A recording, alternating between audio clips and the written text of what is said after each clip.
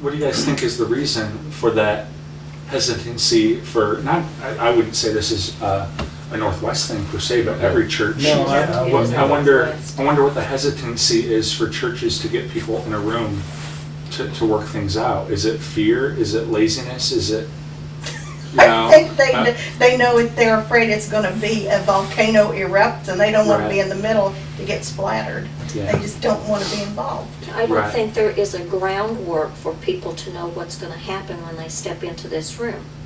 Between unions and Right. companies, they Mhm. know when they go to the table to discuss. People know from history, documents, this is what we're going to follow, this is how we're going to come to the mediation, and sometimes they need to bring somebody in from the outside. Mhm. Look at Paul when he Right. wrote. He wrote to the people back at the church, I hear that there's dissension among you. Mhm. Please come Right. together and settle this thing.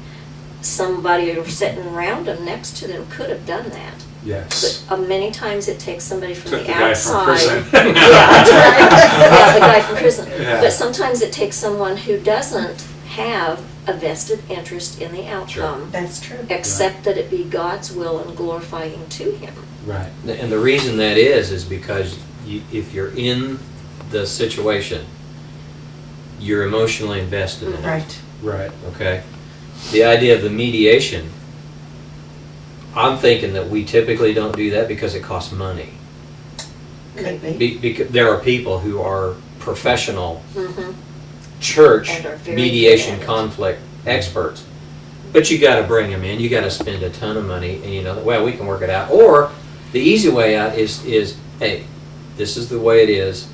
If you're unhappy, you'd be happier going Right. somewhere else. That's And we true. don't get to. It's harder to live out the biblical principles that we can intellectualize about. Yeah, that we should do this, this, this, and this. But who of us has In been the middle through of it. the Yeah. process and actually where your emotions, most of my experience with church conflict, I could tell a horror story about being at a church when it split. And it very, very early on moved away from specific issues to personalities. Right. Right. Because people have a tendency to invest themselves so heavily, this is my church. Mhm. I have cooked for potluck dinners here for 30 years. I have taught Sunday school for 40 years. My dad and my granddad, we've always been on the board. And, you know, there's a sense of ownership comes in. And then when that's questioned or confronted in some way, then it moves, in my experience, it moves quickly from the issue of, and there rarely splits come from doctrinal issues. Yeah. It's who's in charge Mhm. and who's you know calling the shots kind of thing, and it moves to personalities. This is my church. This is I. That's a And really good observation. I'm actually having a hard time thinking of a major church conflict that I've ever seen that was about doctrinal Right. issues. right, Right. That's true. Yeah, That's true. I true. really can't think of one. Yeah. right. So, And they get, and we should, we, meaning, you know, all encompassing, the people that are involved in these and embroiled in these and shaking their fists at each other, if they could step aside and see how foolish they look. I heard of a serious church conflict where the church even split over choosing the color of the new carpet for the sanctuary. right. How petty can that be? How Right. petty can that be to people that don't have a vested interest in it, that are standing by observing? And that that's again not- is not a Northwest issue. No. No, that's not a That Northwest is issue. just so typical. But isn't that usually the way any human conflict comes about, is you get away from the main issue? Yeah. Or the disagreements or the little petty bickering is just a part of the issue, that the main issue is buried. Mhm. Typically. You mentioned maybe even the possibility of bringing an outside mediator, somebody that's educated and practiced in conflict resolution. But there's the objection of money. Well, you can quantify the money that it would cost to bring him here, but can you quantify the value Right. that he could Right. inject into Right. that, Yeah. the positive value, or the negative value and the hardships and even splits, if you don't do that? Sure. Which is Absolutely. going to be the most costly? Absolutely, because if a segment or a significant portion of the congregation leaves, you've lost all of that gifting and fellowship and strength that you could have built from there. Now you're cut in half, and you start building from a weakened position. Plus, you're witnessing the community. You know, bad stories go like wildfire. Right. Oh, they're having trouble over there. You don't want to go over there. You know, oh yeah. Right.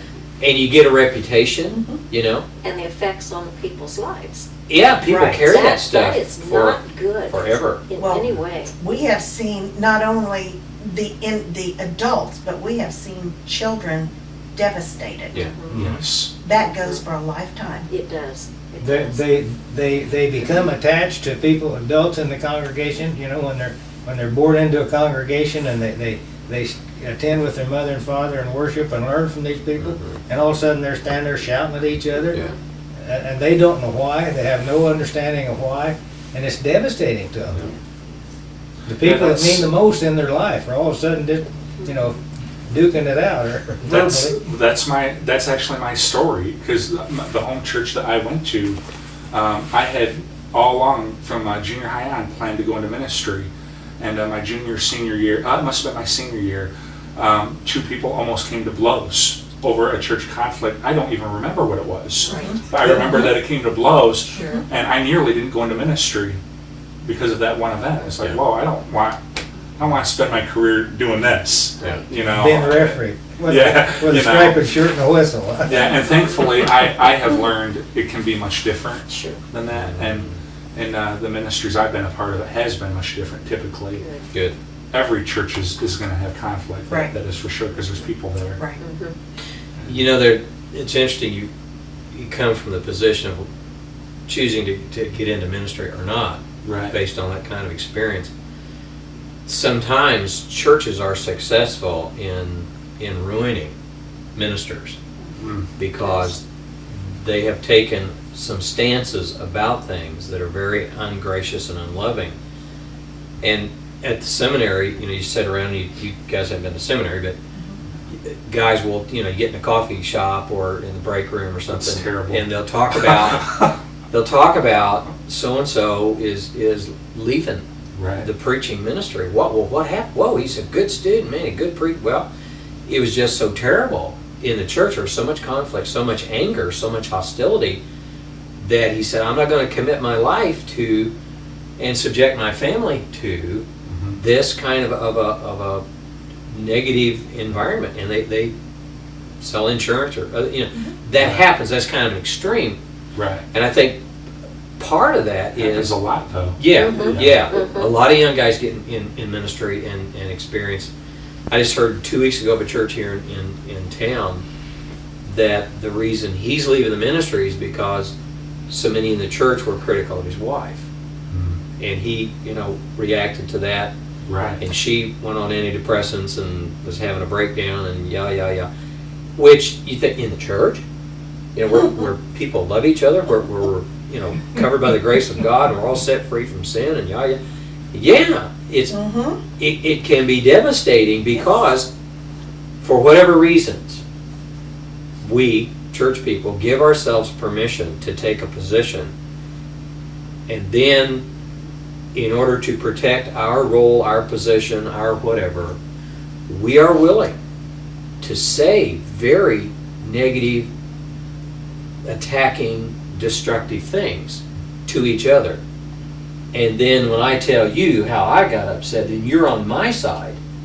And then we have our side, then it's them and us, you know, and it escalates. And that happens on both sides, and it Both begins sides. to multiply. Yeah.